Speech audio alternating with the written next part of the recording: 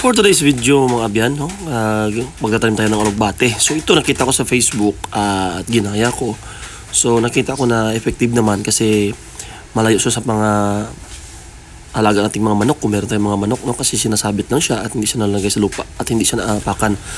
So pwede nyo itong gayahin, lalong-lalo na kung limited ang inyong mga lugar o mga space, no? Pagkatapos ng 3 araw ay ito na siya. So ito na yung ating mga tinanim. Yan, meron na siya mga tubo. At nakikita natin na maganda na yung kanyang mga tubo niya, no? So medyo hindi siya napuno kasi kinulang yan yung aking pangtanim.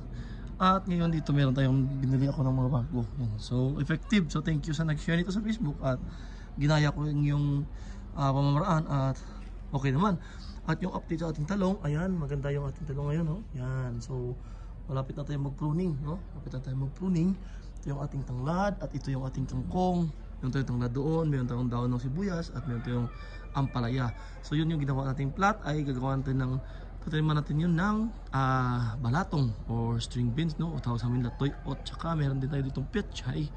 Yun, so thank you sa mga sa barangay at nakahingi din tayo ng libreng vegetable seeds. Bye!